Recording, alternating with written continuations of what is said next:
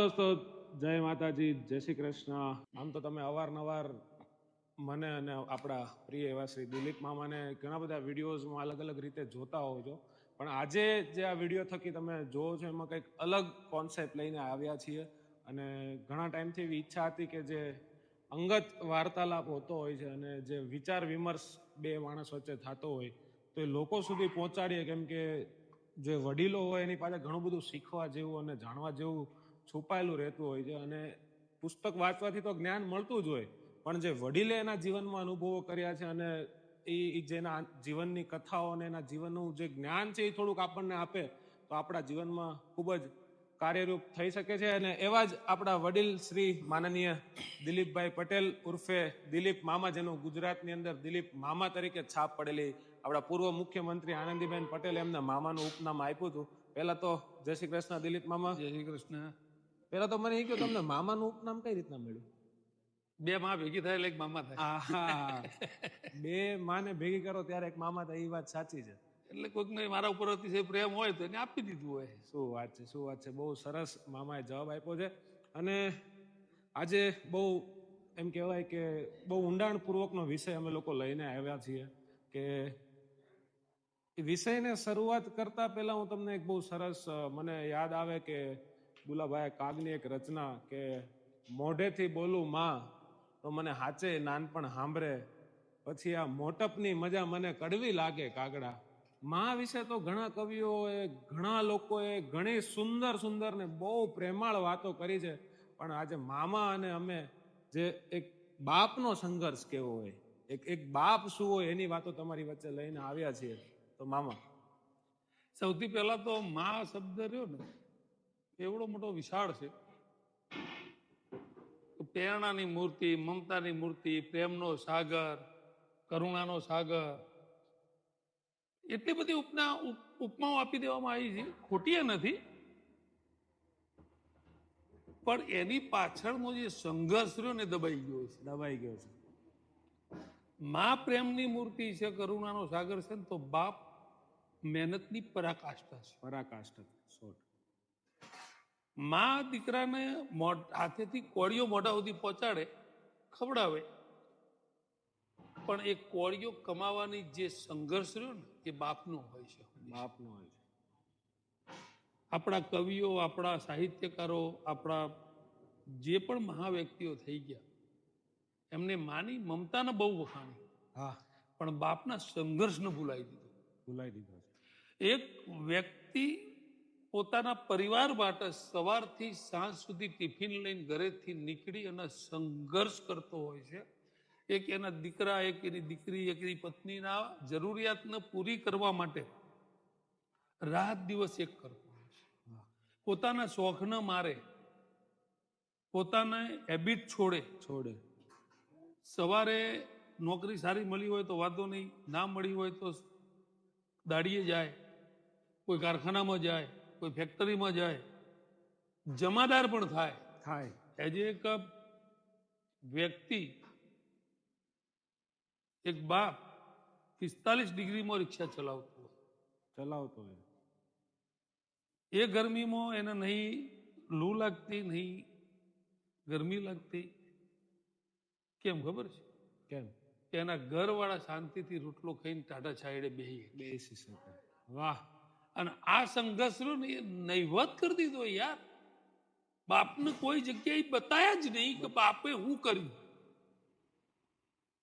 માં કપડા પહેરાઈએ કે, પણ એ કપડા લાવવાની જવાબદારી બાપની હોય. બાપાનો એક સંઘર્ષ રહ્યો ને એમાં પૂર્ણ વિરામ મૂકી દીધો આ લોકોએ. એને નહીં આવડતું પ્રેમ બતાવતો યાર. આખી જિંદગી માં ઘરે હોય તો દીકરાને હાચવે, ખવડાવે, પીવડાવે, નવડાવે, પણ બાપના જોડે એ સમય જ નહીં, કારણ કે એ ખવડાવવા, પીવડાવવા, નવડાવવામાં રહે તો દીકરા ભૂખ્યા રહે. 100%. એને ક્યારે નથી જોયું કે 45 ડિગ્રી ગરમી છે, 12 ડિગ્રી ઠંડી છે, વરસ તો વરસાદ છે. કેડસમાં પાણીમાં એ સાયકલ લઈને માણસો મેં નોકરી ઉપર જતા જોયા છે. આ સંઘર્ષ કરે ને ત્યારે માની મમતા મહાન થાય છે. પેટમાં રોટલો ના હોય ને તો પ્રેમની કોઈ વેલ્યુલેશન નહીં. અને આ બાપને ભૂલાઈ દીધો. કોઈ સાહિત્યકારે બાપ વિશે 4 શબ્દો ના કીધા યાર. બસ મહાન જ છે. મને છેલ્લે યાદ નહીં કે મારા બાપે મને છેલ્લી વાર ક્યારે પ્રેમથી મારા માથે હાથ ફેરવ્યો હતો.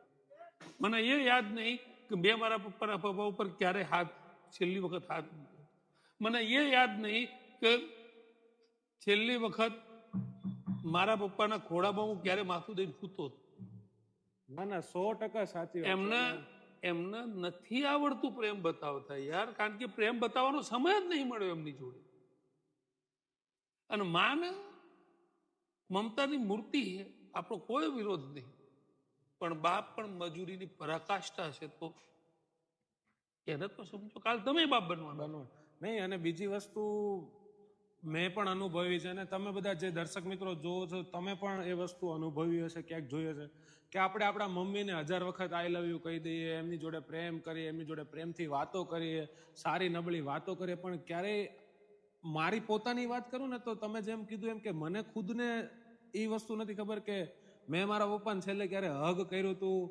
ઇવન ચલો બીજું તો જવા દો, આ તમને જે છે એ સત્ય વાત કરું કે 9 વર્ષ હોય કે માની લ્યો બર્થડે હોય, તો મારા પોતાના અનુભવથી હું કહું કે મમ્મીને પગે લાગતા મને શરમ કે સંકોચ નહીં અનુભવાય, પણ પપ્પાને જયારે પગે લાગવાનો વારો આવશે ને ત્યારે આમ એક સમય માટે, એક સેકન્ડ માટે માના ખોળામાં માથું દઈને હોવું સહેલું છે, પણ બાપના ખભા ઉપર હાથ મૂકવો ને આપણા માટે અઘરું છે. કારણ કે બાપને એક ડરનું સિમ્બોલ બનાવી દીધું. આ નાનપણથી છોકરાઓ નાના હોય, કઈ માનું કીધું ના કરતા હોય, મસ્તી કરતા હોય, ખાતા ના હોય, એટલે સીધું એક મમ્મીના મોઢા ઉપર નામ આવે, તાર પપ્પા ના હોય. એટલે એક બીવડાવવા માટેનો શબ્દ બાપનું એક રૂપ ઊભું કરે. અને હંમેશા સમાજે બાપ માટે અને પપ્પા માટે તો એવું જ કીધું છે કે કઠોર છે બાપ, હંમેશા સુરતની જેમ તપતો હોય છે અને ગુસ્સા વાળો, એને હંમેશા આપણે નહીં બાપ નારિયેલ જેવો હોય છે, ઉપરથી સખત હોય, પણ અંદર નરમ હોય. એની અંદર જાઓ ને તો પાણી હોય. બાપ એવો છે, પણ બાપનું જે ઉપરલું રૂપ રહ્યું ને એ બહુ સખત હોય છે. એનું કારણ કે એના જમાનાના સંઘર્ષના દિવસોમાં એને એટલું બધું વેઠ્યું હોય છે, એટલું બધું સહન કર્યું હોય છે કે એને કઠોર બનાવી દીધું હોય છે. નોકરી એમ નથી થતી ભાઈ, એ કેટલું સાંભળ્યા પછી નોકરી કરતો હોય છે. હવે એ જે બાપ રહ્યો ને એને કઠોર ચિતરી દેવામાં આવે. પણ તમને ખબર છે સૌથી મોટી તકલીફ એ હોય છે કે સૌથી વધુ તમારા માટે જીવતો કોઈ આ દુનિયામાં વ્યક્તિ હોય તમારો બાપ છે.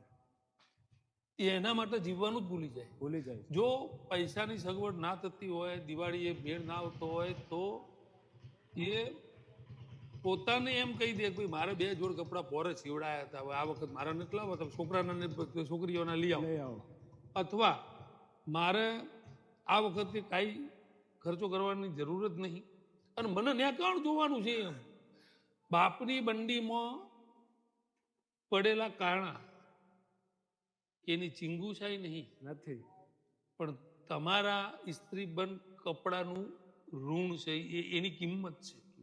તમે જે જીન્સ ટોપ ને ટી શર્ટ ને પહેરીને ફરો છો ને એની કિંમત છે એની ગંજીના કારણા છે. 2 કાણું પડ્યું હોય, 2 કાણું પડ્યું તો અંદર પહેરવી છે, બહાર કોને દેખાવા. આ પરાકાષ્ઠા છે એની પ્રેમની. તમારા માટે એને સર્વસ્વ લૂંટાઈ દીધું, પોતાની જવાની લૂંટાઈ દીધી, પોતાનું આખું સામ્રાજ્ય તમારા માટે ઊભું કરી દીધું. કોઈ બાપ એવો નહીં હોય કે જેને દીકરાની ચિંતા ના હોય. એ એમ કે મારી તો વહી ગઈ પણ મારા દીકરા માટે કંઈક કરવું. આપણે કાલ બાપ બનવાના છીએ. મારો દીકરો એવો છે કે ભાઈ મારી બાજુમાં બેઠો હોય તો હું ક્યારેક એના માથે હાથ ફેરવું પડે, એને મારા ખોળામાં માથું જતા એને શરમ આવે. એક ઉંમરે દીકરો પહોંચ્યા પછી એને 5-25 રૂપિયાની જરૂર હોય, ભાઈબંધોમાંથી ક્યાંય ફરવા જવું હોય તો એ બાપને કઈ જ નહીં શકતો, એ માનક કે પણ એ પાછું બજેટ બાપાના ગજવામાંથી બહાર નીકળવાનું, પણ કે મમ્મીને કેમ? કારણ કે પહેલાથી એને એક હાવ આપી દીધો છે, કઈ બી હોય કે તાર પપ્પા કહી દો. એટલે બાપનું જીવન એ બહુ એનું મૂલ્ય જ ના કરીએ.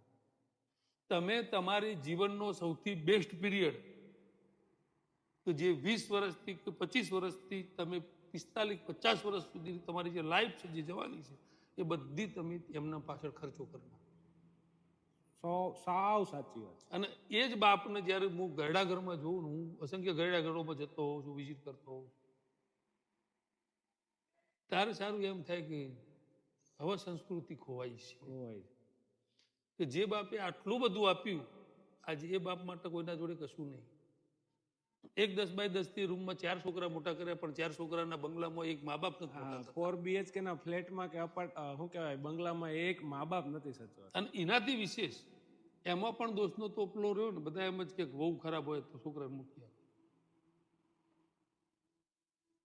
તમારે નર્કની જિંદગી જીવવી હોય ને નર્ક જીવતા જીવ જોવું હોય ને કોઈ કે આ દુનિયામાં જ મારે નર્ક જોવું છે તો એકવાર છોકરો બની જાય. કેમ એ કઈ સમજાણું નહીં કે છોકરાને જિંદગીને નર્કની ઉપમા આપી. છોકરાની જિંદગી મેં જેમ કીધું એમ આખી જિંદગી સંઘર્ષ જ કરવાનો છે લક શુદ્ધ ના મળે જીરો. છોકરાની જિંદગીની અંદર એમની જોડે જન્મથી માંડી અને એના મૃત્યુ સુધી અપેક્ષાઓ રાખે સમાજ કુટુંબ પરિવાર. જન્મે ને એટલે એવી અપેક્ષા રાખી કે હું જલ્દી હાલતો થાય ને એટલે કે હવે ધીમું ધીમું બોલતો થાય. ત્યાંથી એની અપેક્ષાઓ શરૂ થાય તો ભણવામાં નંબરની અપેક્ષા એની જોડે. તમે આ દુનિયામાં એવું કહેવાય છે કે આ દુનિયામાં સ્વાર્થના સિવાયનું કોઈ શક પણ હોય તો મા બાપનું હોય. પ્રતિકભાઈ એ નહીં. તમે આ ઉંમરે 2 વર્ષ ઘેર બેસી જુઓ. તમે 2 વર્ષ ઘેર બેસી જુઓ આ ઉંમરે તમને કેટલા મેણા ટોણાથી માંડીને કેટલું સાંભળવા મળે છે. આજે 20 વર્ષના 25 વર્ષના યુવાનો જિંદગી ટૂંકાઈ દે છે. છેલ્લો નિર્ણય લઈ લે. બહુ કેસીસ એવા બને. તમે ક્યારે એ વિચાર્યું કે આ છોકરાઓ આટલા ભયંકર પગલા લેવા કેમ ખચકાતા નહીં?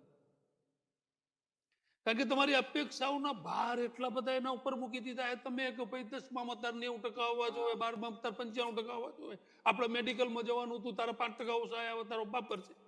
એટલું બધું એના નાનપણથી ટોર્ચરિંગ હોય છે ને કે ક્યારેક એ હિંમત હારી જાય છે. તમે છોકરાઓને એટલી બધી ડિપ્રેશન એટલી બધી બોજાઓ એના માથા ઉપર ના મૂકશો કે એ જિંદગીનો જંગ હારી જાય. જે છોકરાની કેપેસિટી 10 વર્ષ 10 કિલો ઉપાડવાની છે એને 20 કિલો ના આપશો. હું તો હંમેશા મારા છોકરાને કહું કે તારે 70 આવશે ને તો હું ખુશ. 99 જોતા જ નહીં આપણે. તું લાયો તો મને નહીં ગમે, આ મને નહીં ગમે, તારા લાવવા હોય તો લાય. કારણ કે પહેલી બેન્ચીસ અને છેલ્લી બેન્ચીસ 99% અને 50%, 60%. હંમેશા લોકો એવું ઈચ્છે કે મારો દીકરો પહેલી બેન્ચીસ ઉભો રહી બેહી અને ભણી 99% લાવે. હું એવું છું છેલ્લી બેન્ચીસનો વિદ્યાર્થી મારો કેમ કે એ છેલ્લી બેન્ચીસના વિદ્યાર્થીને જિંદગીના પાઠ ભણી જાય. ગુલ્લી કઈ રીતે મારવી, ડફોળ કઈ રીતે બનાવવા, પિક્ચર જોવા કે મમ્મી પપ્પા ડફોળ બનાવીને કઈ રીતે જવું, ગર્લફ્રેન્ડ મરવા કઈ રીતે જવું, પૈસા કઢાવવા હોય તો શું આઈડિયા મારવી, ટ્યુશન ક્લાસમાં જવું કે ના જવું, આ બધું છેલ્લી બેન્ચીસ વાળાને આવડે. પહેલી બેન્ચીસ વાળાને તમે કહો એટલું જ આવડે ચોપડી સિવાયની બહારનું જ્ઞાન જ ના હોય. તમારા 60% વાળા છોકરાને કદાચ તમે 9માં ભણતો હોય ને તમે અહીંયાથી કહો ને કે તારે અમદાવાદ જવાનું છે તો એ જઈને વિવાહ. પેલો રહ્યો ને એ 70 જગ્યાએ પૂછે ને તો એને અમદાવાદ ભાંડ પૂગે, પાછો તો ન જ આવે. સાચી વાત છે. એટલે આ બધી જે તમારા છોકરાના આ જમાના પ્રમાણે તૈયાર કરવો હોય ને પ્રતિકભાઈ તો 99% નહીં ચાલે. હંમેશા આ દુનિયાનો નિયમ છે. દરેક મા બાપને હું કહું છું કાયમ માટે થિયરી કરતા પ્રેક્ટિકલ આગળ હોય છે. થિયરી કાયમ માટે હારતી હોય છે. થિયરી એવું કહે છે કે આ વાયરની અંદરથી એક નેગેટિવ હોય, એક પોઝિટિવ હોય, એક ફેઝ હોય, એક ન્યુટન હોય, એ બંનેને તમે અલગ અલગ ફીટ કરીને ઘોડો ભરાવો એટલે ઘોડો ચાલુ થાય, એમાંથી કરંટ પસાર થાય. પણ કરંટ કેવો છે ને એ જાણવા માટે એને આંગળી અડાડવી પડે. તમને થિયરી એ ના ભણાવીએ કે આ કરંટ આવો હોય અને એની અંદરથી દોડે, એની અનુભૂતિ ન કરાય. હા, એટલે તમારા દીકરા ઉપર એટલું બોધરેશન મૂકશો જ નહીં કે એ ના ઉપાડી શકે. આજે છેલ્લા 4 થી 5 દિવસમાં મારા ઓળખાણવાળા 3 છોકરાઓએ સુસાઇડ કર્યું. એના પહેલા એક પોલીસની ટ્રેનિંગનું ગ્રાઉન્ડ ક્લિયર ના કરી શક્યો તો એ છોકરો જંગલમાં જઈને લટકી ગયો. બોલો, તાજો જ દાખલો. તમે એના ભાઈ એટલી બધી શું કામ અપેક્ષા રાખો કે એ ફેલ થાય તો તમારી જોડે તમે એના સંઘર્ષના સમયમાં એના આશ્વાસન આપો. એની બાજુમાં બેસીને કે તું હજી તારો બાપ જીવે, તું કેમ ટેન્શન, બીજા ટ્રાયમાં પાસ થયું. આપણે 99% શું કરવું? ઉતાર 70 લાય, ના ભણી ના ભાવ ભણવું હોય ને તો કઈક રસ્તો કરી લેવો. કરી લેવું. આ સંઘર્ષના સમયમાં દીકરાના આશ્વાસન, તમારી હું અને તમારા પ્રેમની જરૂર હોય છે. એ જંગ હારી જાય, તમે એના ઉપર દબાણ બોલો ને એટલે પછી એને એવું હોય કે હવે હું ઘેર જઈને હું કહીશ, ઘેર જઈશ ને કહીશ તો મારા બાપા મને સંભળાવશે, મારી મા મને સંભળાવશે, મોટા ભાઈઓ સંભળાવશે કે તું તો કશું નહીં કરી શકતો ને, એક ગ્રાઉન્ડ પાસ ના કરી શક્યો ને, આટલા દિવસથી તને અહીંયા પ્રેક્ટિસમાં મૂક્યો હતો ને, તને તૈયારીમાં મૂક્યો હતો ને. આ બધા પ્રશ્નોના જવાબ એની જોડે પછી નહીં જડતા, નહીં જડતા. એટલે પછી એ શૂન્ય અવકાશમાં જવાનું પસંદ કરે. તો એટલી બધી તમે ડિપ્રેશનમાં ના આપી દો છોકરાને, કે અપેક્ષા ના રાખો. તમને તમારા લોહીની ખબર હોવી જોઈએ કે મારા છોકરાની કેપેસિટી 70 ની જ છે, તો એને 72 કરવાની કોશિશ કરો, એને 80 નો ટાર્ગેટ જ ના ના અપાય. મારા દીકરાના વખત મેં કીધું મને કે તમારે 70% આવશે, આપણે ટેન્શન ના લઈશું. એટલે તમે છોકરાઓને ભણવું જરૂરી નહીં, ભણવું જરૂરી છે. નવલજી ટાટા હોય, અદાણી હોય, અંબાણી હોય, આવા અસંખ્ય ધંધાદારો મોટા જે ટોપ 10 માં આવ્યું છે ને એ બધા અભણમુઆ છે. અભણ છે અને ત્યાં ભણેલાઓ નોકરી કરે. ધીરુભાઈ અંબાણી એક મસ્ત સૂત્ર વાપરતા કે એન્જિનિયર બનવા માટે હું 3-4 વર્ષ શું કામ બગાડું? 25,000 રૂપિયા ફેંકવું એટલે એન્જિનિયર મારા ત્યાં નોકરી કરે, મને સાહેબ તો 4 વર્ષ મારા ફાઈલ બગાડવાનો ટાઈમ નહીં. એવા 25 એન્જિનિયર ખરીદવાની મારામાં તાકાત છે. તો તમારા દીકરાને આ કહો કે તું એન્જિનિયર નહીં બને, અને હંમેશા નિયમ છે છેલ્લી બેન્ચીસ વાળાને કહે ને પહેલી બેન્ચીસ વાળો નોકરી કરે. તો આપણે નોકરીનો ટાર્ગેટ નહીં, આપણો હે ને છોકરાના ઘડતર, એમાંથી ખાલી એના જરૂરિયાત પૂરતું ભણવા દો. આજે અમેરિકાની અંદર મારો પાટીદાર સમાજ આઉટ ઓફ કન્ટ્રીમાં અમેરિકાને બેન કરવા પડે પટેલોને વિઝા આપવા એટલું સર કરી લેતો હોય, એ અભણવું હોય છે. આજે પાટીદાર સમાજનો ટાર્ગેટ એક જ છે કે વેલ સેટ થવું. કઈ રીતે થવું એ નક્કી નહીં, જેમ આડી પડશે એવી દેવાશે. અમારા સમાજમાં કોઈને એવી કોઈ અપેક્ષાઓ જ નહીં કે મારા 95% લાઈન પેપરમાં નામ લાવવું, નથી લાવવું નામ. પેપરમાં નામ લઈને શું કરી લેવાનું? એક દી બધા વાંચશે, 2 દાડા વાવા કરશે, 3 દાડા ભૂલી જશે. એના માટે થઈને ક્યાં આપણે પુસ્તકના કીડા બની જવું? એ જે એવી માનસિકતા વાળા લોકો કે જે છોકરાઓ હતા હોય ને એના શું કહેવાય, સ્કૂલની ને કોલેજની પરીક્ષામાં તો પાસ થઈ જાય, પણ જ્યારે એને જીવનની પરીક્ષા આવે ને ત્યારે નપાસ થાય.